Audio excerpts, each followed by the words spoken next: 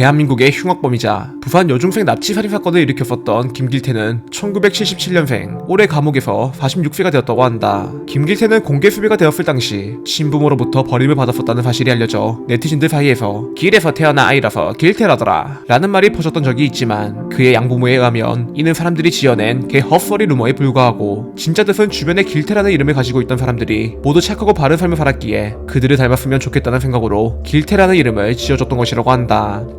1977년 생후 5개월 만에 부산에 위치해 있던 한 교회 앞에 벌어져 양부모에 의해 입양이 되게 되었던 김길태는 당시 그의 양부모가 김길태에게 차별 없이 대하고자 노력해 다른 아이들과 별다를 게 없던 매우 평범한 유년기를 보내게 되었지만, 이후 중학교에 다니고 있던 어느 날 자신을 키워줬던 부모가 사실은 친부모가 아니었다는 사실을 우연히 알게 되어 이때부터 밝고 낙천적이었던 성격이 급격히 어두워지기 시작해 매우 눈에 띄지 않는 중학교 시절을 보내며 말수가 적었다는 인상이 친구들의 기억에 남게 되었다고 한다. 이후 1993년 17살의 나이가 되어 부산 상업고등학교에 진학을 하게 되었던 김길태는 고등학교에 들어가서도 적응을 하는데 실패해 무려 40일 동안 무단결석을 하다가 고등학교를 중퇴하게 되었고, 이후로 본격적으로 삐뚤어진 삶을 살기 시작해 폭행과 절도는 물론 그 밖에 수많은 범죄를 저지른 결과 아까운 청소년기를 소녀원에 들어가 전부 보내게 되었다고 한다.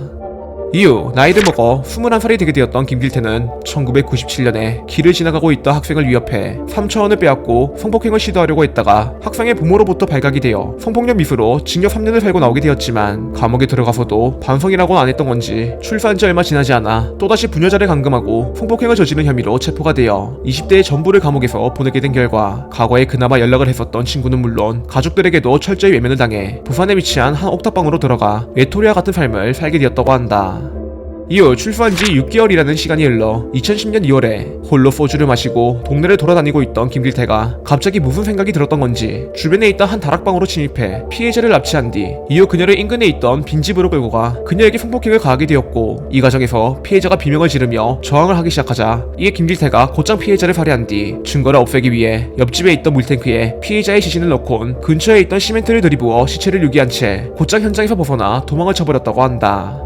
이후 피해자의 부모가 신고를 하며 피해자의 집으로 출동하게 되었던 경찰들이 피해자가 평소 쓰고 다니던 안경은 물론 휴대전화까지 놔두고 집에서 사라졌다는 점과 외부인의 것으로 보이는 발자국을 화장실에서 발견해 납치가 의심된다라는 보고를 상부에 올리게 되었지만, 이윽고 현장에 도착했던 형사팀장이라는 사람이 해당 사건을 단순 가출로 판단하는 바람에 수사의 시작부터 많은 시간을 낭비하게 되어 이에 사람들이 경찰에서 사건에 대해 너무 안일하게 대처한 거 아니냐, 이런 식으로 일하면 어떻게 경찰을 믿을 수 있겠냐 라는 비판을 쏟아내게 되었다고 한다. 이후 해당 사건이 공개수사로 전환되며 그의 현상 후배지가 동네에서 돌아다니게 되자 이에 동네를 허니끼고 있었던 김길태가 사건 현장 일대에서 도피 생활을 이어가며 밤에는 CCTV가 없는 길로만 다니거나 인근의 시장에서 음식을 훔쳐 끼니를 때우는 생활을 하던 중 2010년 3월 10일에 근방을 수색하고 있던 경찰과 숨어있던 빌라의 옥상에서 마주치게 되어 기가 막힌 몸놀림을 이용해 그들을 따돌린 뒤 1층까지 도망치는 데 성공하게 되었지만, 다행히도 이때 주변에 배치되어 있었던 경찰들이 그와 육탄전을 벌인 끝에 그를 제압하는 데 성공하게 되어 15일간 전국을 떠들썩하게 만들었던 그가 바로 경찰서로 끌려가 다음과 같은 일들이 일어나게 되었다고 한다. 당시 김길태가 체포되었다는 소식이 알려지게 되자 그의 범행에 분노를 했던 사람들이 바로 그가 연행되고 있었던 경찰서로 달려가 "네가 사람 X냐, 인간이 그러면 안 된다, 감옥 들어가서 다시는 나올 생각하지 마라 라는 비난을 쏟아붓게 되었고, 그중 한 사람은 경찰을 뚫고 김길태에게 접근해 뒤통수를 시게 후려 갈기는데 성공하게 되어 그의 행동에 감동을 받게 되었던 사람들이 김길태의 머리 때린 아저씨 팬카페 라는 이름의 카페를 만들어 현재까지도 이 카페가 운영되며 "그립습니다 아저씨, 어버이날이네요, 아저씨 잘 지내시죠?" 와 같은 글들이 가끔씩 올라오고 있는 상태라고 한다. 한편 일각에서는 그의 출생이 고아였다는 점 때문에 동정여론이 만들어져 이번에는 김길태 팬카페라는 이름의 카페가 등장해 정신나간 사람들이 그에 대해 옹호하는 글들을 올리기 시작했고, 이와 동시에 팬아트, 모금운동을 하는 만행까지 벌인 결과 경찰이 이 카페의 운영진이었던 한 대학생과 중학생을 체포해 당시 가입자 2,000명이 넘었던 이 쓰레기 같은 카페가 세상에서 사라지게 되었다고 한다.